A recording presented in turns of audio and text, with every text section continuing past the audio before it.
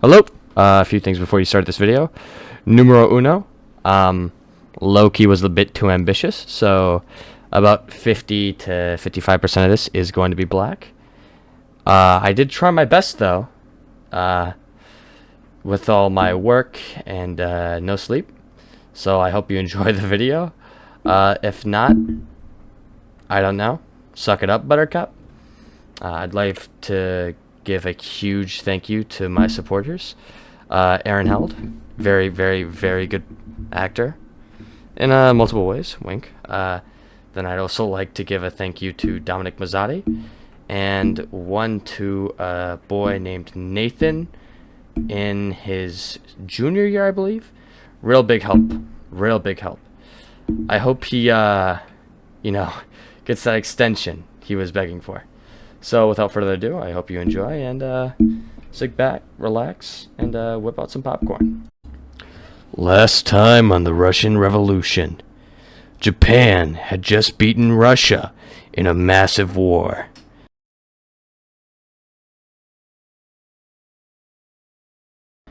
Leading to Japan winning the spoils. Walk away. But the Allies ripped it out of his hands.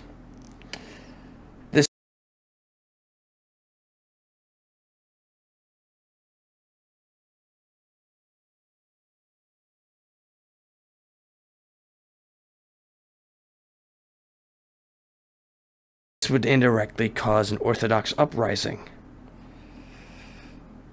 which would get shot at, literally. Not very cool, Russian Guard. Not very cool.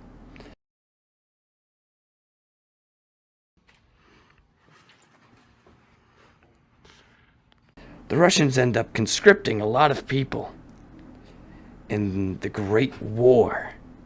And, the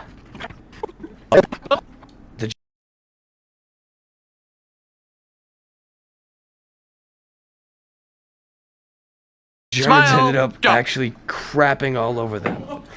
Beta charge! Beta charge! Okay.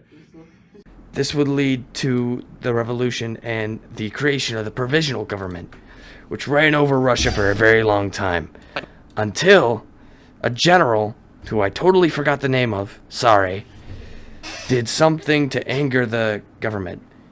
At this point, they had arrested the Soviets. Boom! Headshot! AKA the Bolsheviks.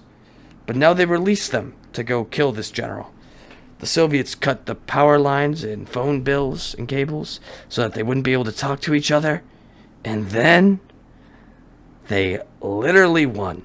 But since the government had given them guns, they decided to rebel, and they overthrow the government. This turned out really bad, and they got overthrown. This led to the Bolsheviks gaining control of all of Russia. This is where we start our tale.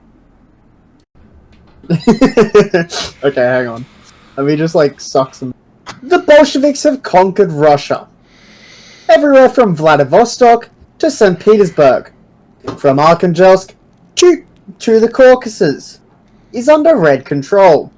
This was not accomplished through war or elections, but by the revolution. There were those who resisted, like the nationalists along the periphery, and the Germans, with whom Russia was still at war. But in the eyes of the Bolsheviks, the greatest threat was the Cossacks of the Don, who raised an army of men to oppose them. The counter-revolution had revealed itself, and the Bolsheviks were ready for it. Late in November of 1917, the Red Guard was dispatched to deal with the threat. By the end of January, the Cossacks were scattered. Of course they were. How could any force possibly stand against the World Communist Revolution? Lenin announced to the Moscow Soviet, It can be said with certainty that the civil war in the mainland is over. So that was it. The Civil War was over. The Bolsheviks were masters of Russia. But there was just one problem. The Civil War wasn't over yet. Oh no! Not by a long shot. Okay. The Cossacks of the Don. Didn't have to pause that awesomely. I had to. the Cossacks of the Don fled the Red Guard, a few thousand Tsars, led by General Kornilov, were forced to flee south into the Cuban steppe. Kuban. This would be the Cuban steppe. Okay, sure. I hope you know I'm only saying it to piss you off. Yeah. This would be known to history as the Ice March. For days, these men fought against cold, privation, and the Red Guard to secure a home base for their counter-revolution. This campaign nearly ended in disaster at the siege of Ekaterinodar.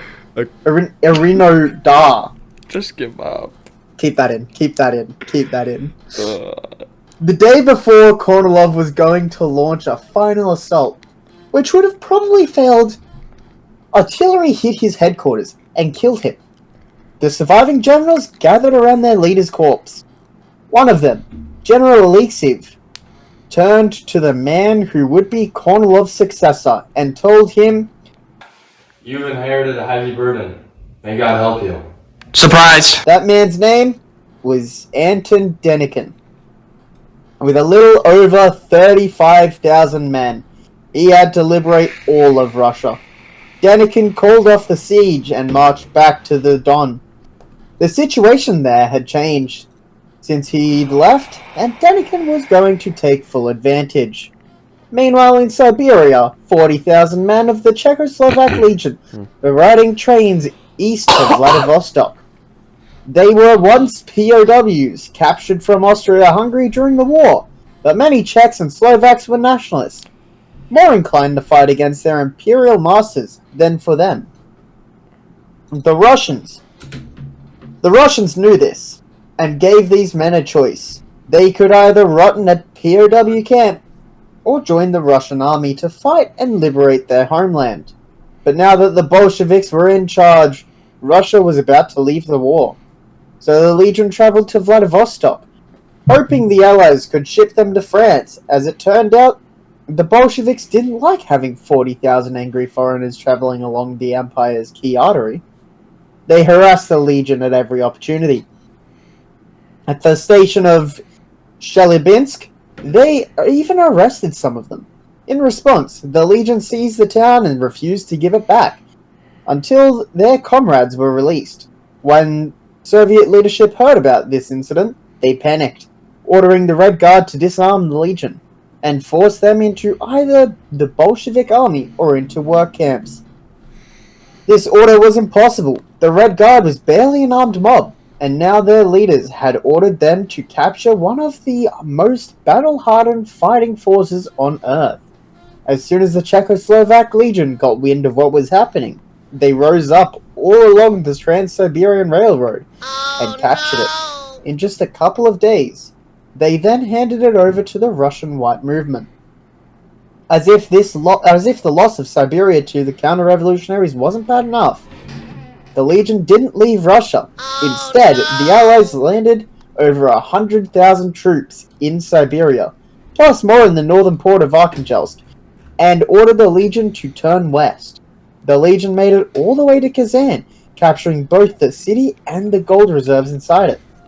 They also pushed north to Yekaterinburg, but that advance would have far less happy consequences.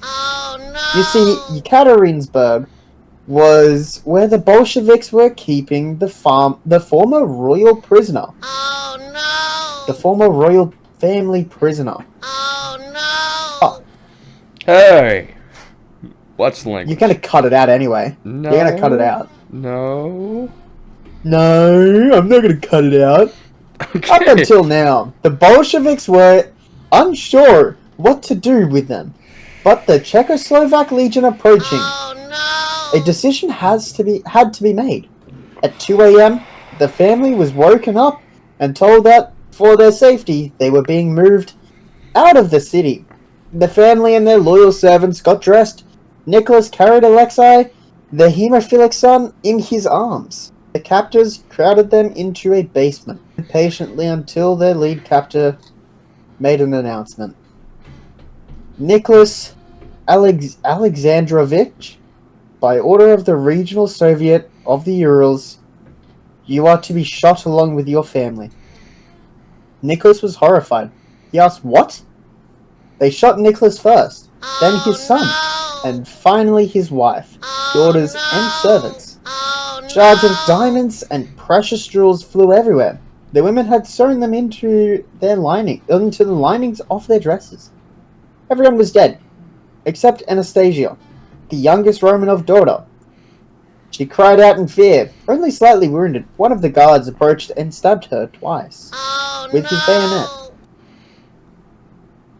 As the sun rose that morning, the bodies of the royal family were chopped up, burned, their bones dissolved in sulfuric acid, and the remains buried in a nearby mine shaft. The men who murdered the Romanovs were members of the Cheka, the predecessor to a whole alphabet soup of organizations that would terrorize the Soviet Union for decades. But the Cheka was not the only change the Bolsheviks made to Russia. Ending the war with Germany was perhaps the only uniquely popular Bolshevik political policy. Accomplishing it was vital to the party's future. In the first round of negotiations, the Germans demanded Poland, Lithuania, and Latvia. The Bolsheviks were outraged and wanted better terms. So to gain leverage, they stupidly implemented a policy of neither peace nor war. The idea refused to sign any peace treaty, but also demobilize their army, assuming this would force the Germans to negotiate better terms. Naturally, the Germans just marched deeper into Russia. This forced the Bolsheviks back into negotiations. This time, the Germans demanded all previous territories, plus an independent Ukraine and Finland, the Baltics, and the Transcaucasus. Most of the Bolsheviks again wanted to seek better terms, but Lenin realized they had no idea what they were doing and forced the peace. With the Germans gone, demobilization was completed, and attention turned to the Civil War. Events in Siberia had proven that the Red Guard wasn't working. Volunteer militias led by elected officers were militarily impotent. What the Bolsheviks needed was a large conscript army, led by a professional officer corps. Since they held the major cities, conscription wasn't a problem. But where could they find experienced officers? Russia had just demobilized one of the largest armies on Earth, filled with ex-Tsarist officers. So the Bolsheviks did two things to ensure their loyalty. The commissar system. Contrary to the meme, commissars often helped morale and worked productively with officers. Hostage policy. They tracked officers, family members, and used them as hostages against defection.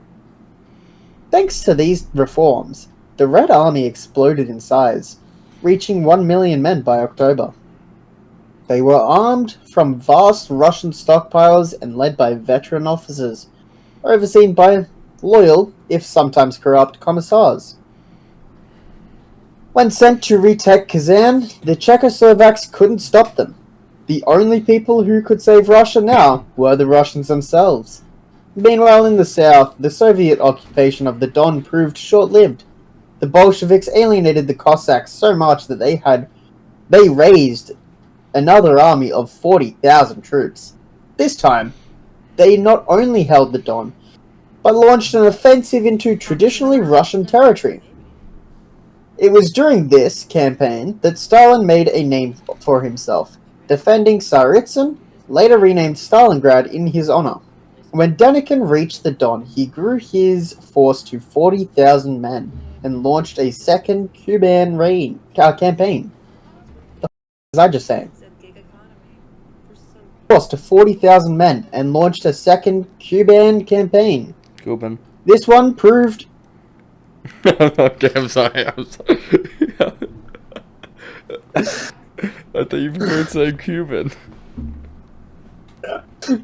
I said Kuban. Okay, awesome. I think. Or Cuban. I might have said Cuban. Just play. This one proved far more successful than the Ice March, which is surprising since the Reds outnumbered the Whites too.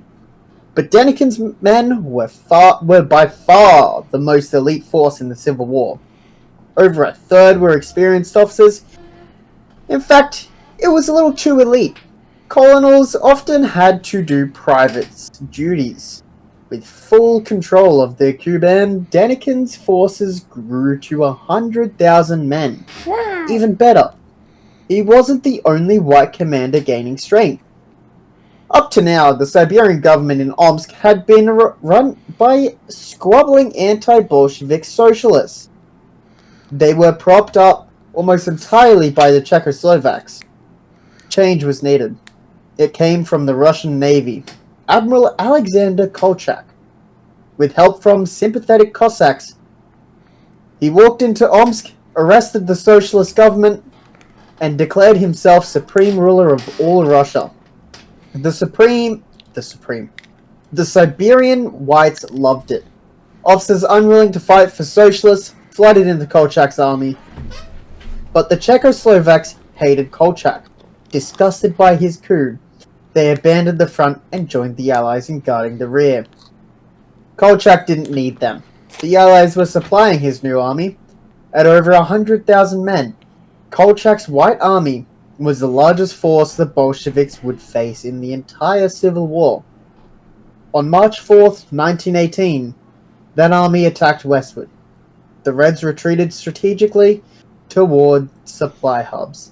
By April, Kolchak had advanced 250 miles. Impressive? Maybe, but a disaster. They had seized thinly populated poor regions, while doing little to damage the Red Army. Their supply lines were being ravaged. The Japanese, who made up 10% of the Allied troops guarding the rear, had their own motives. They were arming and financing Cossack warlords who ravaged Siberia. Much of the Allied aid never reached the White Army. Stolen or lost to corruption, Kolchak, a naval officer, had no experience in army command or politics.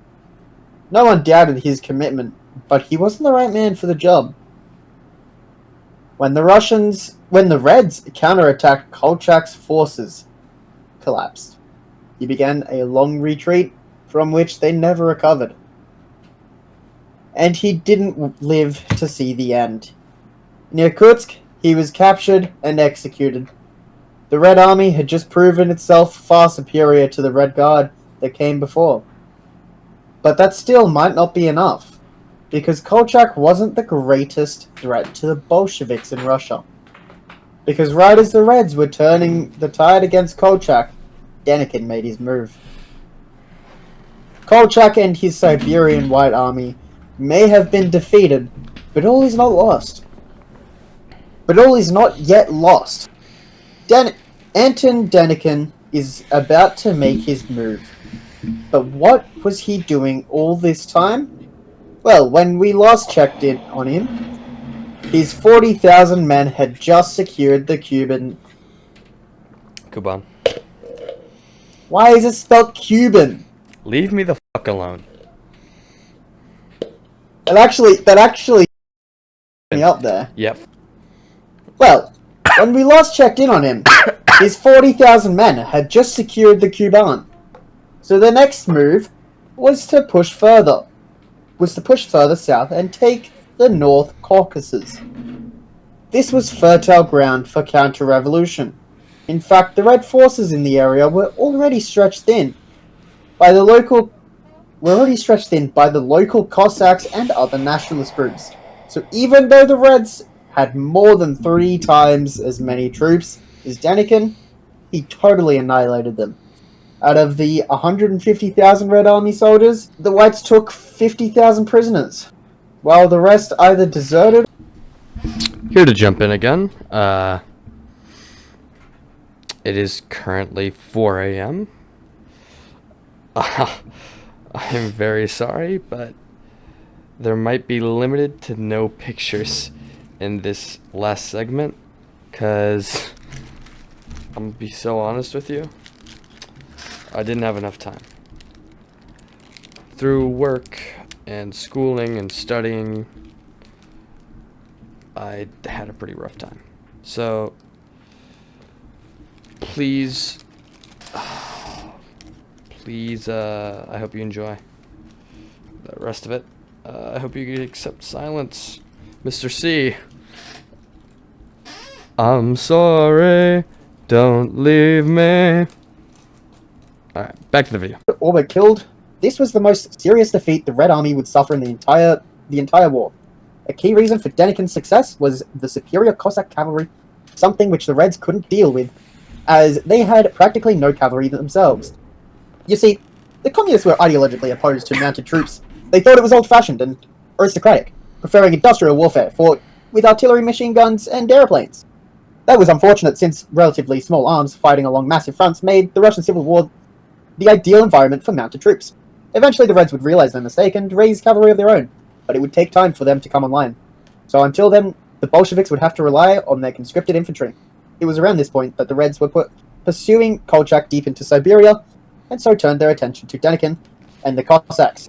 Of the dawn being between the Russian heartland and Denikin, the Cossacks got the worst of it.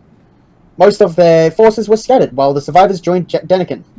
Combined with new recruits from the North Caucasus, Denikin now had an army of 60,000 men. This was the first time that the Southern Whites were led by a single commander, so this newly unified force took on a name for itself, the Armed Forces of South Russia. The Reds assumed that they had the advantage over the new AFSR. After all, they outnumbered them by around 2-1.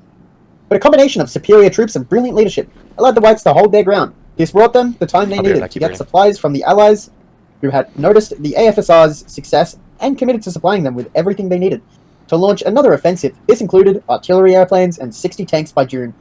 The armed forces of South Russia took Tsaritsyn. That was a major victory. It was starting to look like the Whites could really win the war. In fact, the Bolshevik enemies were practically helping them do it. You see, during the Civil War, the Bolsheviks ruled over the majority of the Russian population, who were concentrated in the nation's industrial heartland. Meanwhile, the Whites controlled the food-producing periphery. So, with the Whites in control of the nation's food, how did the Bolsheviks feed their citizens? The answer's simple. They didn't. It's estimated that a Russian laborer needs 2,700 calories to get through the day. At the start of the Civil War, the rations given out in Petrograd were worth less than 1,400. Women starved too, and in their desperation, as many as 1 in 30 turned to prostitution. Fuel shortages in winter compounded these problems, with citizens being forced to make the choice between food, clothes, or fuel. The Bolshevik solution was authoritarian. As you'd expect, they invented the dictatorship of food supply. This involves sending armed grain requisitioning units to forcefully purchase and sometimes even steal food from the countryside. As communists, they rationalized this as a sort of class war. The detachments would make a point of turning poorer peasants against the richer neighbors, known as kulaks. Naturally, the dictatorship of food supply caused the kulaks to put up armed resistance. So not only did this program inspire armed insurgency, but it also failed to solve the food problem. What's even worse is that the way a peasant becomes a kulak was by being a skilled farmer. So the Soviets made it their official policy to attack their own best food producers. As the Civil War went on, the food crisis worsened. By the Civil War's end, millions would die in famines. In such an environment, the Cheka had a lot of work to do. Fucking hell, man. Chill. In such an environment, the Cheka had a lot of work to do. The Cheka had a lot of work to do. Red Terror.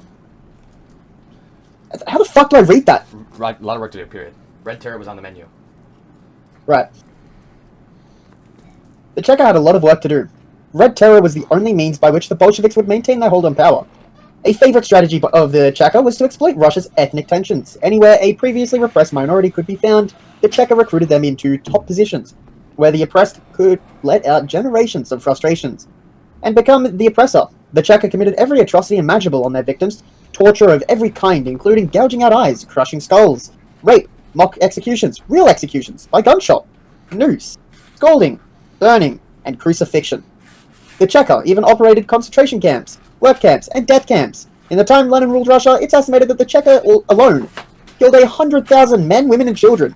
That's 7 times more than all the Russian Tsars killed in the previous 100 years combined. By September of 1919, after a series of failed attacks, the Reds had exhausted all of their offensive power against Denikin. Once again, it was his turn to attack now. With over 100,000 troops, Denikin issued the Moscow Directive. The plan was for the entire AFSR to fan out along a wide front and take as much of the Dnieper River was originally supposed to guard the army's left flank. AFSR forces were only supposed to take bridgeheads along their advance. Instead, local commanders chose to push deep into Ukraine. White forces stationed in Crimea launched their own invasion of Ukraine from the south, and a third force landed in Odessa. This invasion captured major cities, including Odessa and Kiev, but it also occupied between 10 and 15,000 troops. On the one hand, Ukraine was a resource-rich and densely populated country that could massively aid the war effort. On the other, the whole point of the Moscow Directive was to end the fucking war. Can't swear. On the other hand, the whole point of the Moscow Directive was to end the war. Now, those soldiers were needed in Russia, not Ukraine, but it wasn't all bad news. As Denikin's forces marched closer to Moscow, seemingly out of nowhere, another white army appeared in Estonia, and marched on Petrograd, in Russia's former territories of Finland and the Baltic states. Civil wars between Reds and Whites played out in miniature, resulting in white victories across the map. Unfortunately for the Russians, these white movements were nationalists, so when Russian exiles came asking for help in their own civil war, the nationalists had one question for them. If the Russian whites win, will the breakaway states have to reintegrate the exiles? Answered that, of course, the exiles answered that, of course, they would. That was not the right answer. However, as much as the nationalists disliked the Russian whites, they hated the communists even more so. Finland and later Estonia were willing to host the so-called Northwestern Army. Leading this force of 17,000 exiles was General Utinik, a hero of the First World War. This force was well supplied by the Allies, with the British even giving them 6 tanks. When Utinik broke out of Estonia and made his advance towards the Petrograd, it's not. When Utinik broke out of Estonia and made his advance towards Petrograd, Soviet leadership panicked. Denikin was crushing them in the south, and now Petrograd, the heart of the revolution, was under attack. The Bolsheviks thought they had to abandon the city, but Leon Trotsky insisted otherwise. He actually agreed with their near-hopeless assessment of the situation, but he also believed that it would be wrong to give up the city. He also loved making out with dudes. To be fair, I don't personally blame him. Without a fight, he personally travelled to the city and used his skill as an orator to fire up its people, raising their morale to a level where they'd been willing to fight off the whites. With morale restored, the military situation actually looked pretty good.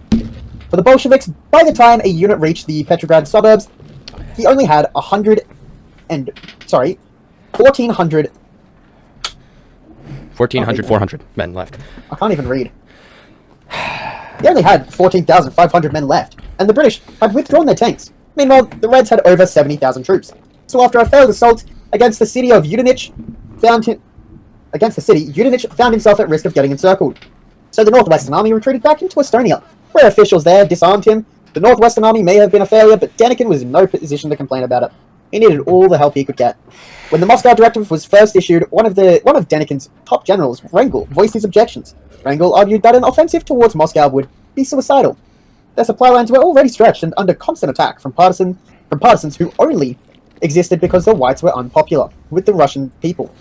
Russia wanted land reform. The Bolsheviks had already promised it to them, but it also came with much less popular reforms, like the dictatorship of food. So Renko believed that if the whites only declared themselves in favor of land reform, the Russian people would flock to their cause. But Denikin, like all other white leaders, refused to acknowledge the political aspect of the conflict. Wrangel was probably the only white leader who took it seriously. The AFSR had been led by great military commanders from the start. But what set Wrangel apart was that he was their only commander who prevented his men from looting liberated territories. Meanwhile, the other white generals looted at will, and their men followed that example sometimes. Sometimes the generals themselves would host pogroms. If the locals were unwilling to flee into the hands of the Bolsheviks, they joined Menko's anarchist Black Army, who were in an alliance with the Bolsheviks to stop Denikin. They were responsible for some of the worst damage to his supply lines. One white general, Maevsky, was particularly egregious. He was one of their best commanders, but also an alcoholic, enthusiastic looter, and his headquarters was always full of women, which outraged his subordinates. But he probably couldn't hear them over all the orgies he was hosting. But in spite of these very real problems, Denikin had to launch the offensive.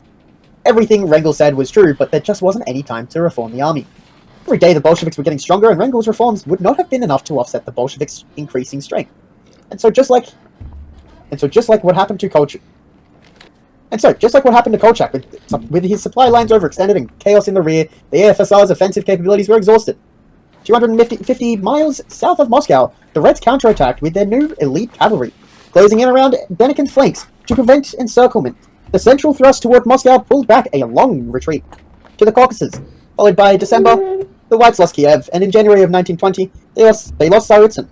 Denikin was right back where he started, in the dawn, is that meant to be dawn? Yeah, Dawn, D-A-W. Okay. Oh, dawn. D-A-W-N. Or is it dawn? Okay. Just read. Denikin was right back where he started. In the Cuban in February, he managed to launch a briefly successful counterattack. But all that did was delay the inevitable. So with overwhelming Red forces coming in against them, the White Army retreated to the Crimean Peninsula, and its commanders fell to political infighting. But the Bolsheviks didn't have a Black Sea fleet yet, so the White Army in Crimea could hold the peninsula for quite some time. And while demoralized, they still numbered over 30,000 men. But for our purposes, the Russian Civil War was finally over. I thank you for listening to my documentaries, and my producers would like to state, I did this of my own free will, and I definitely was not 100% held at gunpoint doing this. Do I have to say that? Yes. Are you sure? Yes. I will touch you. I'm also in love with Mr. C. Give this poor man a great A++, minus plus, and thank him for all the work he has done on this project. What is it? A? Shut up. Man, Americans State your name. have a really... State your name. You want my actual name? State it if you want. Like full first and last name? Or just Sure. first name? Go ahead. First name? Go ahead. Brayden. All right. Thank you.